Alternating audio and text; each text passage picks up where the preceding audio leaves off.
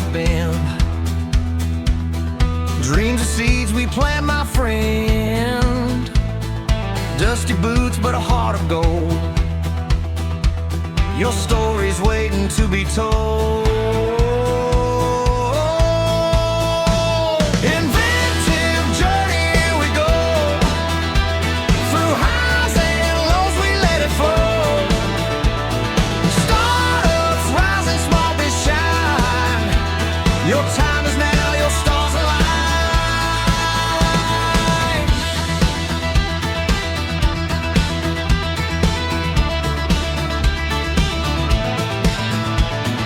Cowbell ring and feel the beat. Hustle hard, don't take a seat.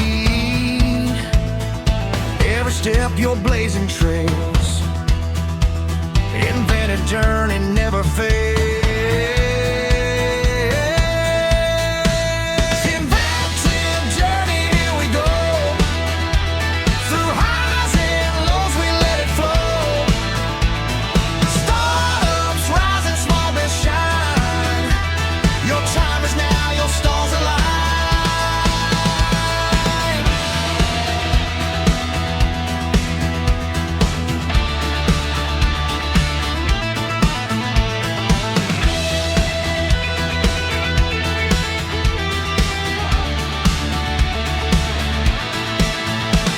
Inventive journey, here we go. Through highs and lows, we let it flow. Startups rising, small but shine. Your time is now, your stars align.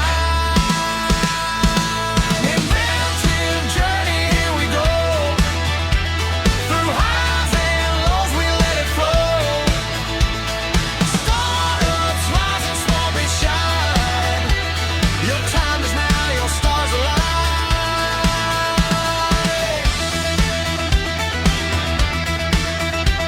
Your time is now, your stars align.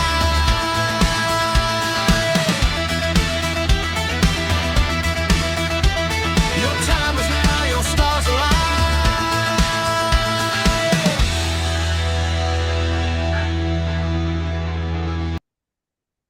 Hey everyone, this is Devin Miller here with another episode of The Inventive Journey. I'm your host, Devin Miller, the serial entrepreneur that's grown several startups into 7 and 8-figure businesses, as well as the founder and CEO of Miller IP Law, where he helps startups and small businesses with their patents and trademarks. You ever need help with yours, just go to strategymeeting.com, grab some time with us to chat, and we're always here to help. Now, today we've got another great guest on the podcast, Larissa Schneider. And Larissa started her journey being born and raised in Germany, and then left to go off to high school in Australia at around 16, and then went to college in, I think, the UK and France and then the US, eventually graduating in the US, and then got into the Bay Area and did some studies in business, and then started with a business, and they ended up moving her to Europe as part of that business and startup. And then that business got acquired by a bigger business, and did that for a period of time. And then during COVID, went into cybersecurity and went in with a co-founder and started the business and made an exit there, sold that off, and has then started with the current business. So with that much as a quick introduction, welcome on the podcast, Larissa. Thanks for having me. You've covered it all. Absolutely. We can just wrap up and go home. But no, just consolidating everybody's life into a few seconds there. But why don't we rewind and unpack that just a little bit? So tell us a little bit more about how your journey got started being born and raised in Germany. Yeah, absolutely. So small town Germany, like most people actually in the country, you hardly ever find anyone that came from the big city. Everyone's kind of from the outskirts or some kind of village. And very early, I felt like as soon as I can, I want to experience something else. So I actually went off to high school in Australia, as you mentioned. Really got into languages there, international settings. Loved being around people from all over the world. So ultimately, when I came back to Germany after some time there, I was like, okay, what's next? Where can I go? And I I mean, as probably most people that kind of sniff the air abroad on the road in some stage, it kind of catches you. So from that point on, I was looking kind of could I study abroad and for college, and I found a great program in the UK. So just after a little bit back in Germany, a little stint, I went off to the UK and had a great time there. It was really fun, and the school that I ultimately chose for my undergrad studies there had a abroad like study abroad program. So I basically studied abroad and did a study abroad from the study abroad, which led me to France and really it was important to me to learn another language, and so French was kind of the next logical step for me. So spent some time there, really fell in love, going from like the north of UK. Very gray, gloomy, often pretty rainy, and went to southern France. So temperature-wise, weather-wise, extremely different. And yeah, we ended up, I spent like 3 years, 4 years there. Went from school into starting working there. I joined Airbus as like a very, very large company because I thought my career will take me to like the biggest companies in the world, extremely international. But what I realized pretty quickly being in marketing, communications, go-to-market strategy is like if you are working at a company like Airbus that is launching an aircraft as a new product, that doesn't happen every year, not anywhere close to it. So sometimes, you were working on products you wouldn't see come into fruition for another 20 years, 30 years. And I realized maybe I want the polar opposite of what I thought I wanted. And so that actually what brought me to the US. I joined, And just one question. So you went yeah. to, because I think is during that period of time, and I may have got it wrong, but you were studying or doing, college or university in the UK and France and the US. Was that alongside of Airbus, or did you finish up schooling and then do Airbus and before deciding to come to the US, or maybe help me clarify that? Yeah, it's not very straightforward. So actually, the school that I joined for my undergrad in the UK, they basically made you do a 1 year hybrid program. So while we were taking classes online, we also had to have a full-time role as like an internship, if you will, or like an apprenticeship type of thing. So we could work in any large company, a smaller company, up to us within the field of our studies. So I went into communications within Airbus, but you could have gone anywhere and done anything. It was just important it was a full-time role while also full-time studying. Okay, Um, gotcha. but yeah, so it was an interesting one, and I don't think it's very common, but it definitely gives you at least like a solid year of work experience if you haven't had any before you even graduate from your college. And so that really helped a lot of people that I went to class with to find a footing in a company that they wanted to because of that experience that they already had practically. Gotcha. No, that makes good sense. And so now, so you've done that for a period of time. Now, what brought you to the US and kind of where did the journey pick up from there? Yeah, I actually looked at the polar opposite of what I was doing. So, very nice, relaxed lifestyle in southern France under the sun, exactly the picture you can imagine, right? Always amazing. It was like, okay, what is like super fast moving? What is dynamic? Where is my product gonna launch in the fastest time possible versus in 30 years from now, as I was seeing that in the aeronautics industry. And so I wanted to go to San Francisco, to the Bay Area, and really learn startups there because I thought that was the best place I could possibly go to doing that. And the best way to do that was with a student visa. So I signed up for my master's in San Francisco, moved over there, and again chose a program that was very practical. So it was not just the typical like you spend all your time in a library type university. It was really like a business school where every quarter, every trimester, we did actual coursework with startups. So we were consulting, we're helping them with marketing plans, we're helping them with all kinds of tactical aspects, and there was a lot of networking involved. So many of my classmates there found their next step in their career through the consultancy projects that we had done with as part of the program. I did not go down that route, but I was looking for a startup in some kind of tech field within the Bay Area. And it just somehow fell into my lap while scrolling through LinkedIn, and I found a company that was looking to hire someone headquartered in San Jose, looking for like one of their first few employees outside of the US, and wanting to open an office in Europe. And so it was actually an interesting coincidence. They were looking for a French and German speaker, which, as from what I just said, I ticked those boxes from the past, and could see them in the office straight away because I was already in the Bay Area, did my onboarding there, and ultimately they moved me to Berlin. And many steps in between, but that is currently the place I still call home all these years later. And kind of adulting happened, and you somehow get stuck in the same place for a while still traveling a lot, but physically located here, and the company's not been around anymore. I can talk you through that unless you have any questions in the meanwhile. No, so yeah, and you hit on it, and I think that's what you'd mentioned before, or that which I'd mentioned in the quick intros. It sounds like you went with the startup, moved it over to moved back to Europe, Mhm. given the language ability or language abilities as well, and then that company got acquired by a bigger company, and so you kind of branched out and went down the startup road again with a co-founder. But maybe yeah, walk us through a little bit as Yeah. to how that played out once you got there over and resettled back in Europe. Sounds good. So I joined that company in the Bay Area, which was like around 100, maybe 150 people, something around those lines. And that was amazing because it was so much smaller than what I had known before, but it already had some structure. So I could learn a lot and continue building on top of it. Within a year, we were acquired by a larger company which had 1,000 people, and for me that was like already a 10x growth, in terms of the amount of people.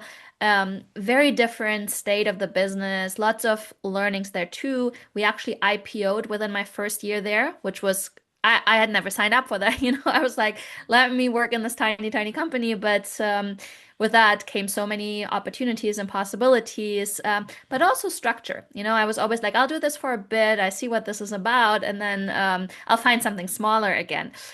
But you know what? When you're having fun, time flies, and all of a sudden, when I actually left them, there was like close to 7,000 people. So I kind of really grew up with that company again, and left it, as you said, during COVID because it was that time, everyone around the world was considering all life decisions they'd ever made, I guess, or just like thinking about what could they be doing. And I was like, if I'm already in tech, I might as well find something like tech for the better of the world. And I don't know, cybersecurity sounded like an interesting place to go, help people their data, protect their environments, and maybe something else to learn there. So I joined No Name Security, which is where, as you said, I met Shai and Adi, my two co-founders now at Unframe.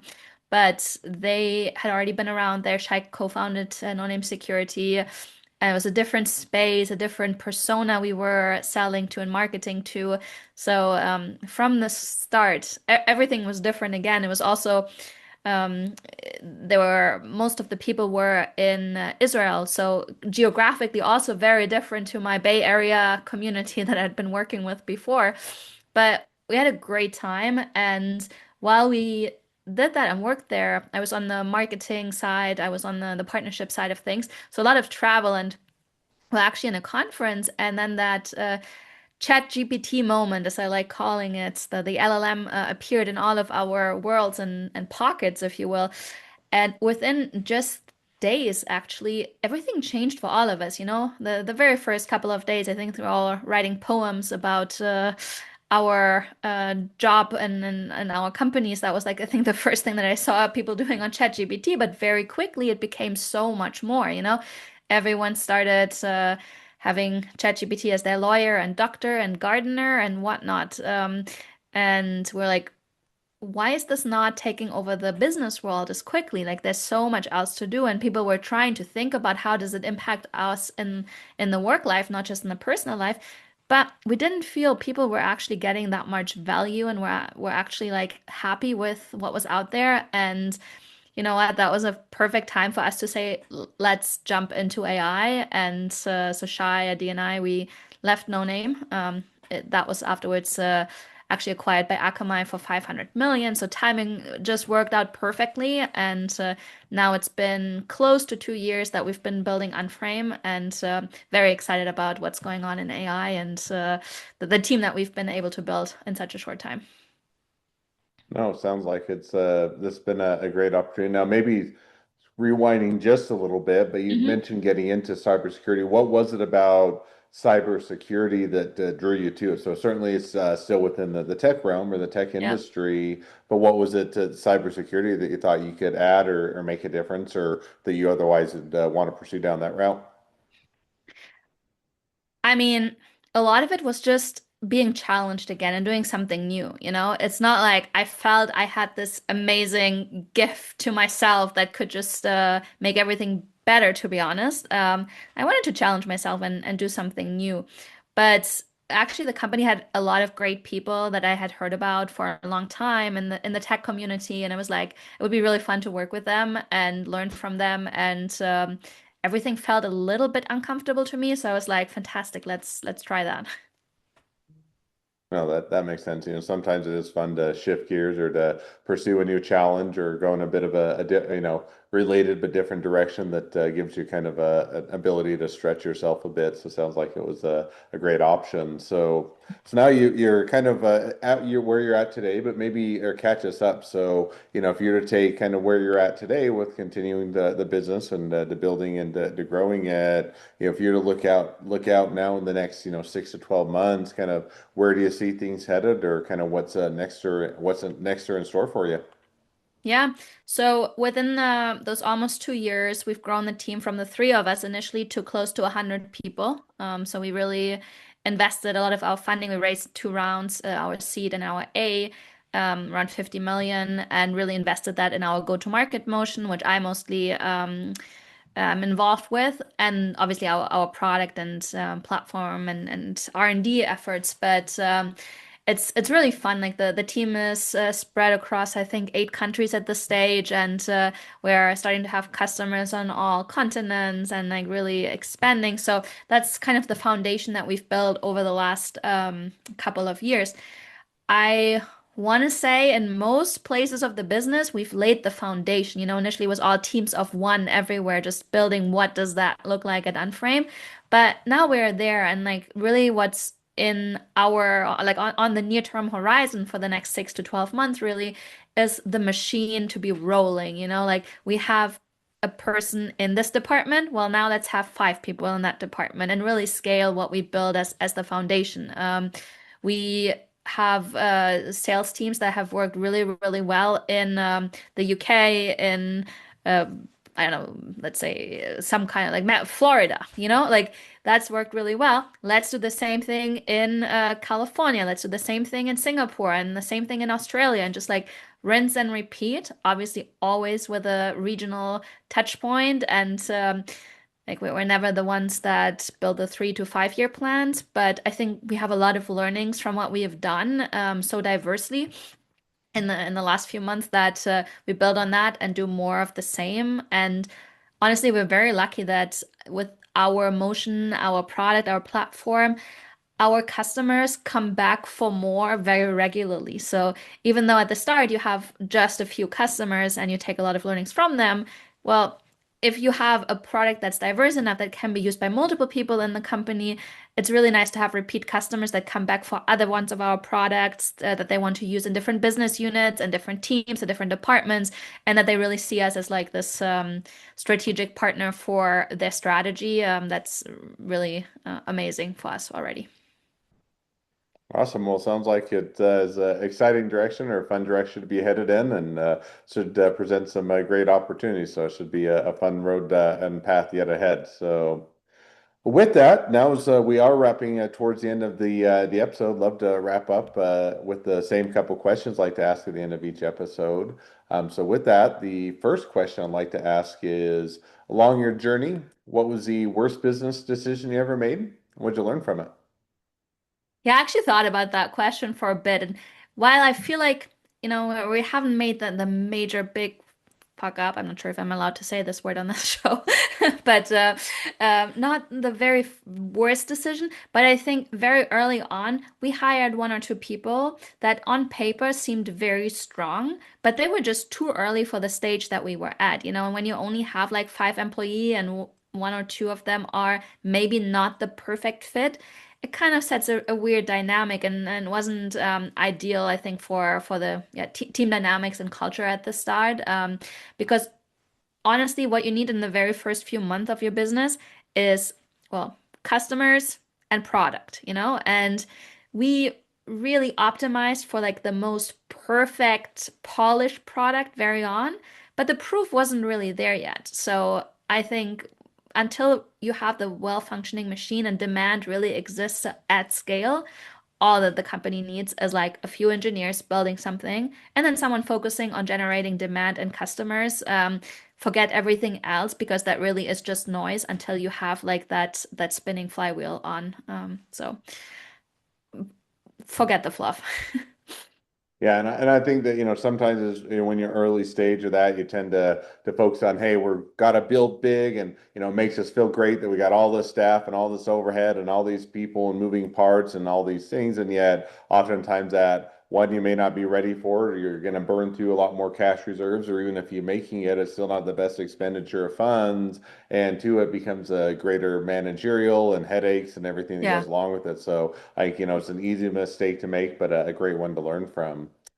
Second question now that I'd like to ask is, so now if you're talking to somebody that's just getting into a startup or a small business, what would be the one rule of thumb you'd recommend? Yeah.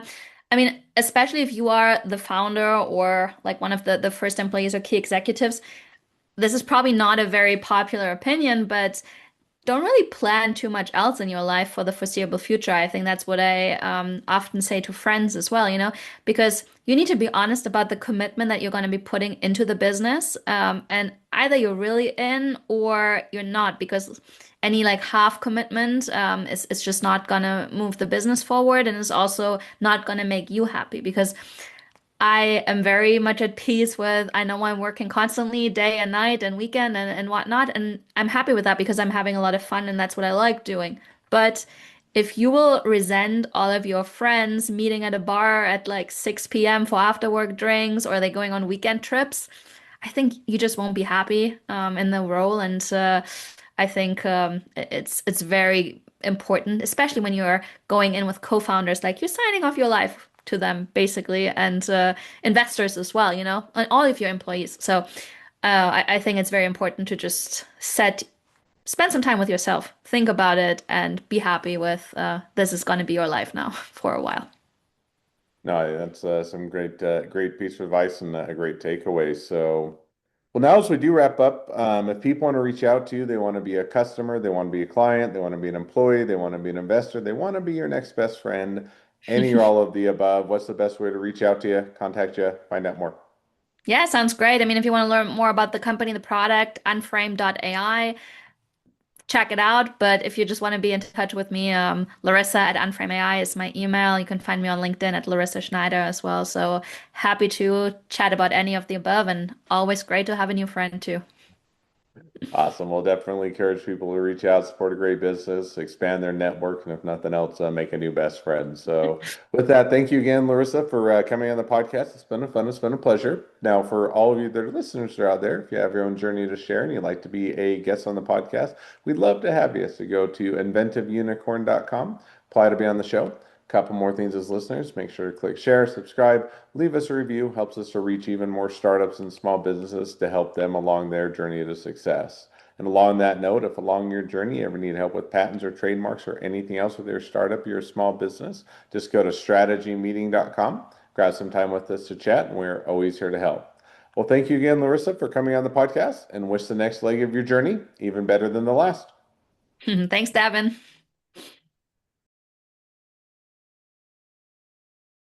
The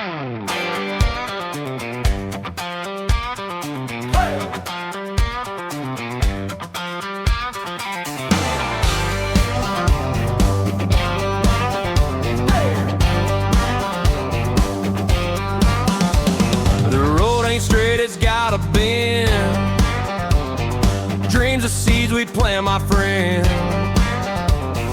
Dusty boots, but a heart of gold. Your story's waiting to be told. Inventive journey, here we go. Through highs and lows, we let it flow. Startups rising, small be shine. Your time is now, your stars align.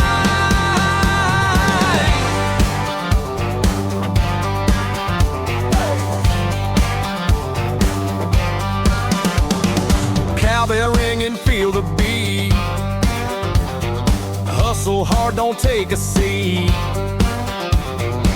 Every step you're blazing trail. Inventive journey never fails. Inventive journey, here we go. Through highs and lows, we let it flow. Startups rising, small but shine. Your time